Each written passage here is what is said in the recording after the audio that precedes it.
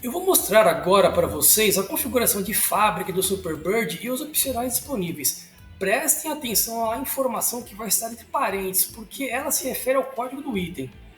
O motor standard era o 440 HP chamado pela Plymouth de Super Commando. Os motores opcionais eram o 440 Six Barrel e o 426M. A transmissão mecânica de 3 velocidades com o trambulador no assoalho era standard para o Roadrunner. A mecânica 4Speed com pistol grip e automática eram opcionais a custo extra. Porém, para o Superbird, a transmissão standard foi a automática Torque-Flight A727. E com essa transmissão vinha um pacote específico de desempenho de código A36 chamado Performance Package. O pacote trazia um diferencial autoblocante com relação de 3.55 para 1, todo o sistema de suspensão dos motores Hemi, incluindo a barra estabelecedora frontal, barras de torção mais grossas e amortecedores e molas mais reforçados.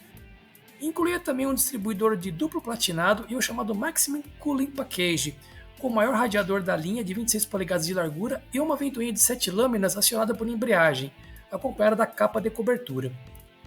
O cliente, se quisesse, podia optar pela transmissão mecânica de 4 marchas A833, que vinha com um eixo mais robusto e 18 dentes. A transmissão mecânica era acompanhada de um outro pacote de desempenho chamado Track Pack, que recebia o código A33 e nesse o diferencial era um Dana também autoblocante, mas com relação de 3.54 para 1. Esse pacote incluía todos os demais itens do pacote A36. O sistema de frenagem do Superbird, o chamado Power Brake, é servo-assistido e conta com freios a disco nas rodas dianteiras e freio a tambor nas rodas traseiras. Esses itens não eram standard no Roadrunner, mas podiam ser encomendados a custo extra, como mostra o databook da Plymouth para a família Belvedere. O painel de instrumentos era o modelo esportivo Rally, que trazia como opcional o tacômetro de 8.000 RPMs, que podia ser inclusive combinado com um relógio. O banco frontal standard era o mesmo do Roadrunner, o modelo inteiriço, conhecido como bench seat, mas o comprador podia escolher bancos frontais separados, os bucket seats, que podiam ser acompanhados do descanso de braço ou do console central. Esses bancos tinham ainda a opção do regulador de 6 posições. Detalhe que todo o interior do Superbird era somente disponível nas cores branca ou preta, com a forração do teto sempre na cor preta.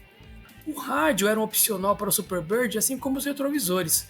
Se encomendados, tanto o retrovisor do motorista quanto do passageiro vinham cromados e pouquíssimos foram os carros que vieram de fábrica com o retrovisor do passageiro. Todos os vidros eram transparentes, mas tinha a opção do para-brisa ser esverdeado ou todos os vidros serem esverdeados, com exceção sempre do vidro traseiro. Lembrando que a opção de vidros elétricos era um opcional disponível. A direção hidráulica é standard e o volante padrão é o mesmo usado no Roadrunner Hardtop, porém tendo como opção a versão esportiva com textura em madeira ou o volante de 2 raios, o conhecido Rainblow. As travas de capô também eram standard, e sobre as molduras de acabamento, as usadas na coluna do para-brisa Superbird são específicas e a moldura da calha d'água era a única disponível de fábrica. A moldura da soleira, do canto de porta e a proteção do nariz podiam ser encomendadas além do protetor do para-choque traseiro. O sistema de escape era duplo e podia ter as ponteiras cromadas como opcional. A bateria padrão é de 70 amperes. A roda padrão do Superbird era de aço estampado, vinha na cor do carro com a calota Dog Dish e o tamanho era de 14 por 6. Os modelos opcionais eram a roda Rally, de 14 por 6 ou 15 por 7, ou ainda a Magnum 500, de 14 por 5,5. O pneu padrão oferecido para o Superbird era o Polyglass F70 por 14, mas a opção do F60 por 15 era disponível. Quando olhamos para o canto superior direito da broadcast sheet de um Superbird, encontramos a família de códigos de letra Y, que são os códigos que a Chrysler usava para determinar o tipo de venda. Todos os Superbirds são carros de código Y39, que significa Special Order. Esse código é uma orientação para a fábrica saber que o carro precisa de um tratamento diferente da linha de produção. Outro código que costuma aparecer com certa frequência para os Superbirds é o Y16. E o que significa esse Y16?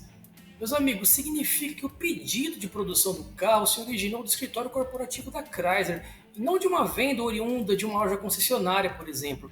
Essa operação se chamava Sales Bank ou Banco de Vendas e se refere a um estoque de carros que foram fabricados, porém ainda não vendidos a uma concessionária ou a um cliente final. Esse procedimento ele era adotado pela Chrysler para manter a linha de produção sempre ativa, sempre rodando.